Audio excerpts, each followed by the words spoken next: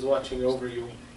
And he reminds us, يا أيها الذين آمنوا اتقوا الله وقولوا قولا سديدا يصلح لكم أعمالكم ويغفر لكم ذنوبكم ومن يطع الله ورسوله فقد فاز فوزا عظيما.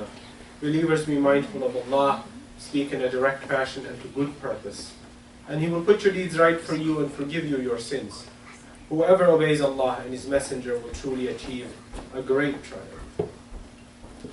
I'll begin today with an acknowledgement of sadness and grief for what happened yesterday in France.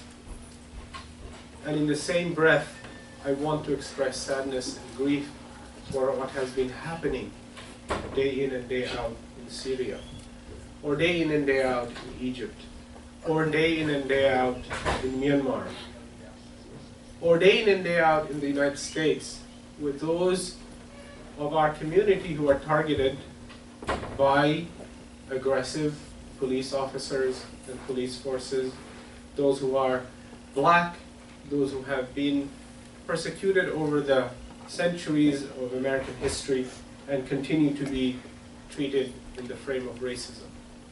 And so when we express our grief, we as the Muslim American community have to recognize that we have to grow as a community and not simply, and this is a challenge for us, we need to acknowledge the challenge and then acknowledge what we need to do to get out of this challenge, the challenge that we face, of a sequence of condemnations. I began with expressing grief. This grief is genuine. This grief is not the grief to show the public. There is no media here who's going to hear me.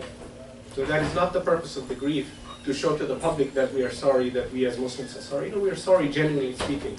But I think in the rush to condemnation, we forget that all these horrible acts that happen in the name of Islam, the primary targets, and I'm going to use the number 99% of the victims of these crazy behavior, illegal behavior, un-Islamic behavior, are Muslims themselves. And that we need to keep in mind, front and center in our minds, in our hearts, to recognize that the people who are dying by the acts of ISIS or al-Qaeda are primarily Muslims. They're not foreigners in foreign lands, in Muslim lands. They're Muslims of Muslim lands. They're not Christians and Jews or Hindus. They're Muslims who are being killed by ISIS and al-Qaeda. So let us recognize this, and let us then attempt to figure out what is it that we as Muslim Americans must do. Well, we as Muslim Americans must do no more and no less than those who are principled Americans, those who are principled human beings must do or not do. Right? This is also very important to understand, that this should not turn the Muslim American community in a constant state of condemnation with no real change to how the world behaves and how Muslims are perceived. So if we are going to be part of the change, we have to recognize that you're not independent and alone in this process. You're part of those who are principled human beings, principled Americans, who need to react to this set of behaviors. And whether the behavior is what happened in France, or whether the behavior is the result of what happened in France. So when Newt Gingrich comes on TV and says interesting things, right? I'll read a bit of what he said yesterday on Fox, right? So that we understand this mindset. Right? He says Western civilization is in a war. We should frankly test every person here who is of Muslim background, and if they believe in Sharia, they should be deported. So just that alone, that phrase, that sentence alone, we should test every Muslim. This is basically against the firm foundations of the US Constitution. And yet he has the audacity to propose something like this, clear racial, clear religious profiling. But beyond that, if we look at a little bit of the technicality, He says, and if they believe in Sharia, that they should be deported. Well, I need to be the first person to be deported because I believe in the Sharia. Any one of you who prays 5 times a day, by default you believe in the Sharia. Because the Sharia is not this bogeyman that Newt Gingrich and his ilk want to make this religious tradition to be. It is deep, it is beautiful, it is grand, and it is what is at the heart of Islam. We simply call it the word Sharia, but the word Sharia has been constituted in the public perception as this evil thing that all it is interested in is to cut the hands and the necks of people who disagree with Islam and Muslims. That is not what the Sharia is. And you, as American Muslims, who follow the Sharia, if you pray 5 times a day, you fasted the whole month of Ramadan that you finished last week. That's part of your Sharia. And it's no different than Jewish halakhic law that you are aware of. It's no different than Catholic canon law that Catholics in this country follow. And one has to recognize, you have to recognize and feel that confidence of knowledge that to be a Muslim and to be an American are not in contradiction with each other. That to be a Jewish person and an American is not in contradiction with each other. That to be a Catholic or a Protestant, an Episcopalian or a Presbyterian or a Lutheran is not to be in conflict with being an American. You must be aware and feel the confidence in representing yourself in that manner.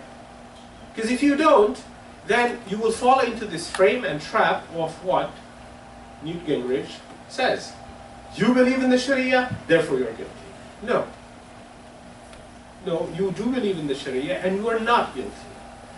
You are not going to be guilty by association with the acts of those people who say what they say.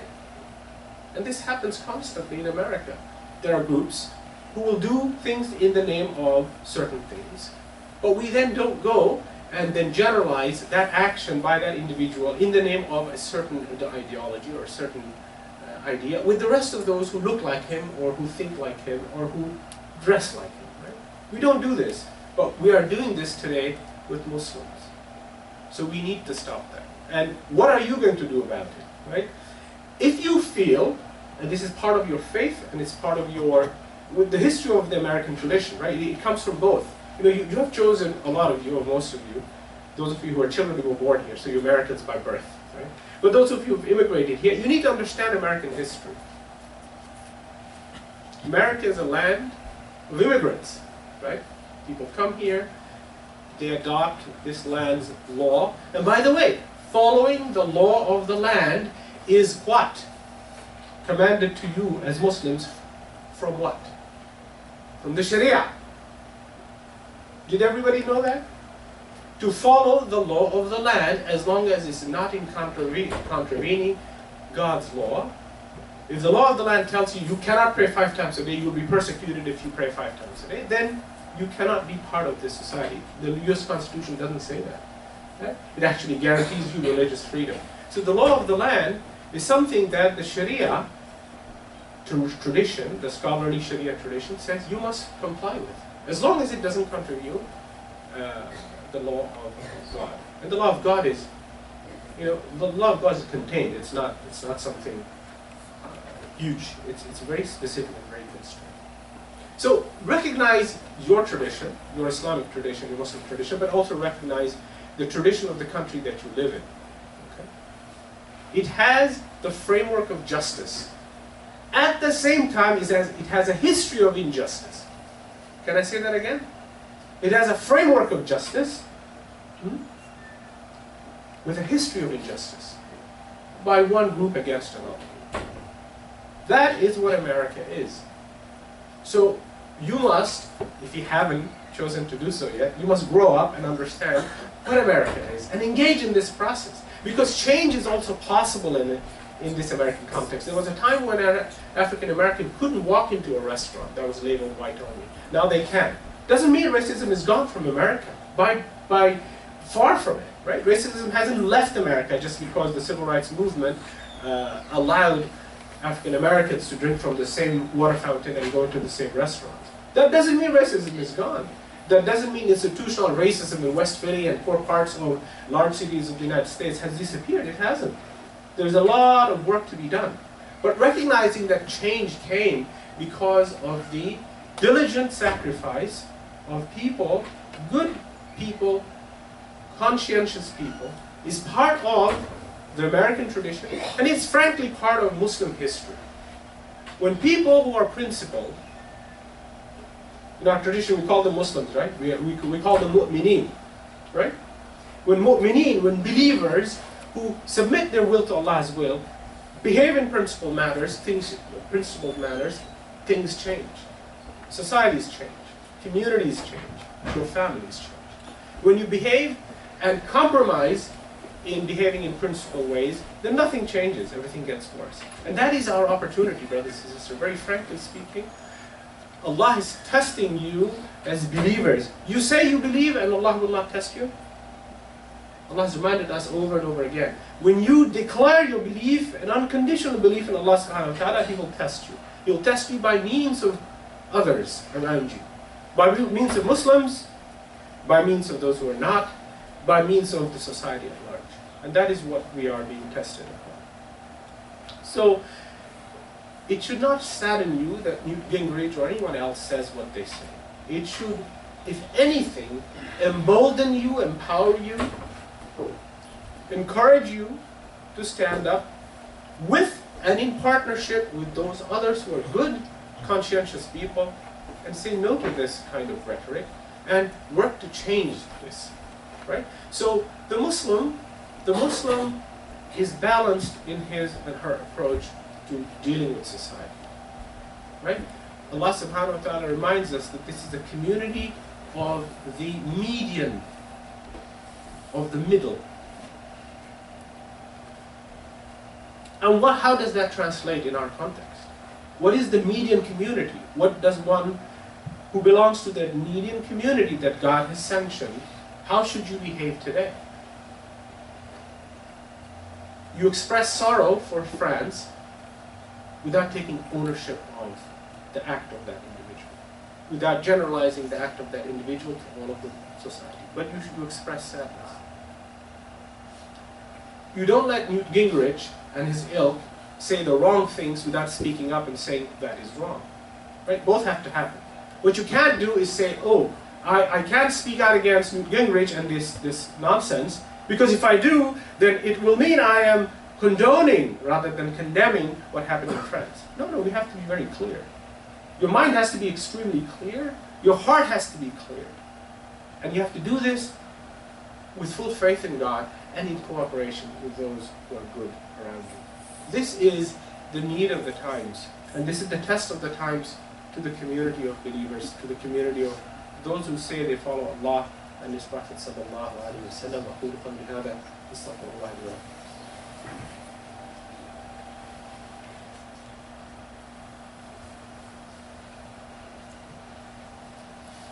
الحمد لله رب العالمين والصلاة والسلام على محمد النبي الأمي وعلى آله وصحبه أجمعين. Allah says, وأما من خاف مقام ربه ونهى النفس عن الهوى فإن الجنة هي المأوى.